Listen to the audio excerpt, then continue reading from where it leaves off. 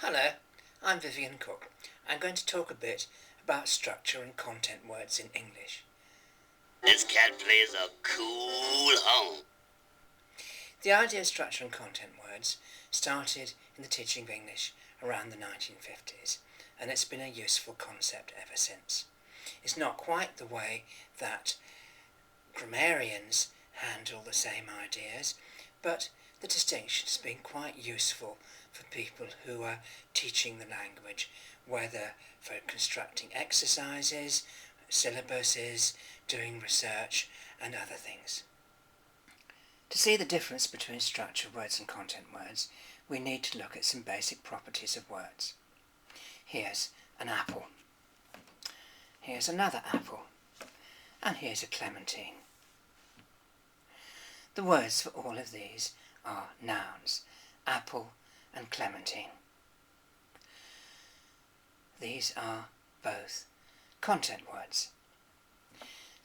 This apple is small, this clementine is orange, and this apple is red. Those three words are adjectives, small and orange and red, and they are also content words. Now, I'm picking up the clementine and I'm dropping it. I'm handling the small apple and I'm going to put the other apple over there. Those are all verbs then. Put, handle and pick up. These are also content words. So these are three main kinds of content words then. Nouns, adjectives and verbs.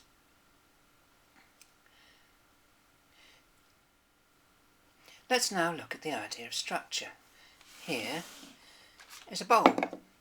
The bowl is a structure, and in it I can put all the other things. The individual content words then add up together into a whole in the bowl.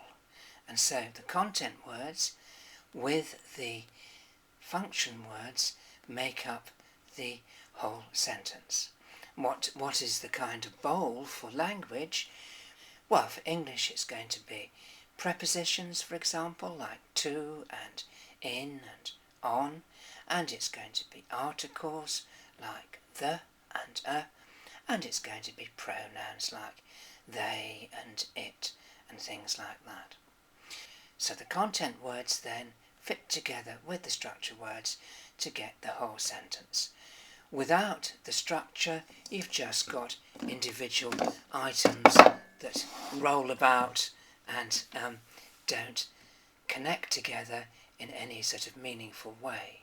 When you put them together with the structure words, you're getting a meaningful arrangement that says something to somebody. Let's Demonstrate the difference between structure and content words. The usual way is to show you a sentence in which new content words have been made up, but the structure words stay exactly the same. So here's a sentence from Theodore Sturgeon. So on Leat, while the decisions on the miserable fov were being formulated, Quick still fardled, funted and fupped. We can have some idea of what this might mean. We know that the Havoth are some kind of being because they're miserable, they couldn't be inanimate. We know that there's some kind of creature called a Gwick, and that they're still up to their old tricks of fardling, funting and fapping, whatever these may be. Perhaps in a page or two we're going to learn what these activities might be.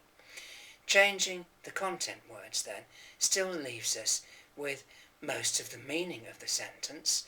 We can put it together in our minds to get a whole. Suppose, however, we do the reverse and we make up new structure words but keep to ordinary content words. So if we take the same sentence, we can see what it looks like. Span kel Mars, dom trelk decisions, kel trelk fate mert trelk. Miserable slaves hiv pulsed formulated, deer nad grazed, jumped, cosp, survived. We haven't really got much idea what this is about anymore. We can see a string of lexical items like the decisions and slaves and survived, but we don't really know what's going on because we can't put them together into a grammatical structure in our minds. So content words like to and the are part of the structure of the sentence.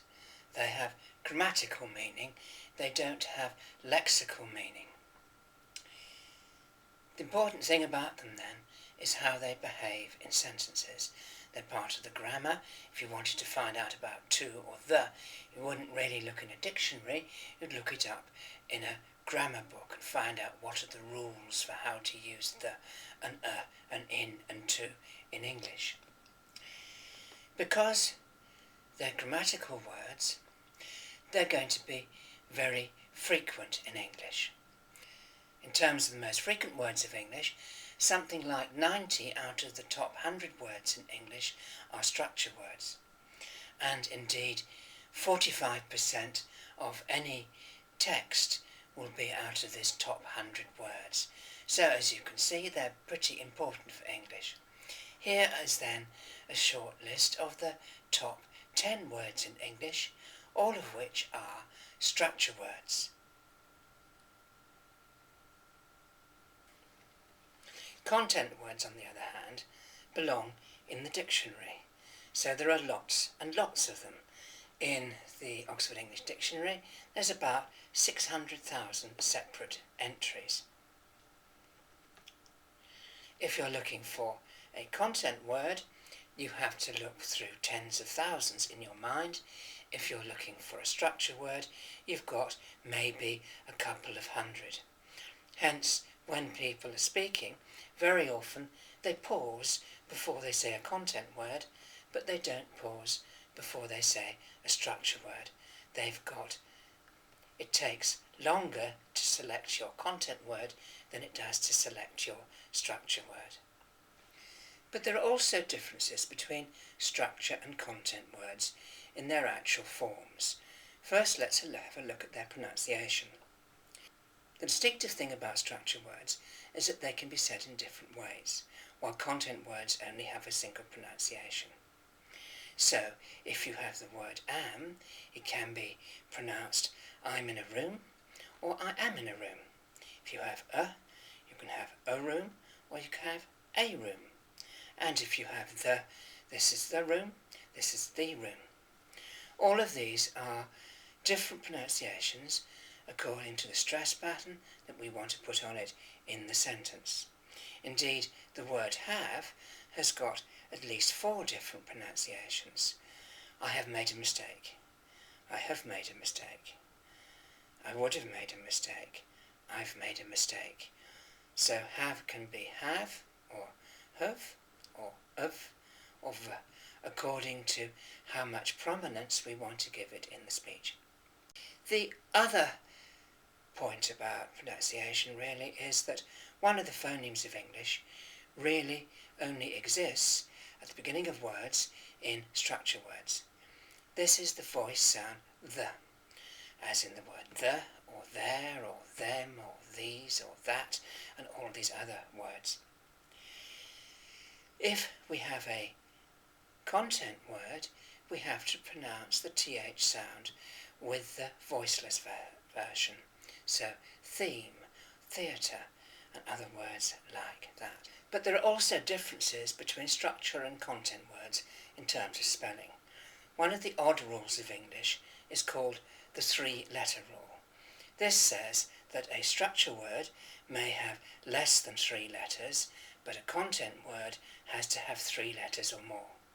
You can see this in operation by looking at words that have the same pronunciation but can be both structure words and content words. If it's a structure word, it has 2 letters, so in, I-N. But if it's a content word, it has to have 3, I-N-N. If it's the word I, you have to spell it with a single letter if it's a personal pronoun, but you have to spell it with 3, E-Y-E if it's the noun. And so on for lots of the function words. You can think of some for yourself. Things like to and for example, have a different number of letters according to whether they're content words or structure words. This is one of the occasions where spelling can tell you something about the structure of the sentence and what part of speech the word belongs to. That cat's real crazy.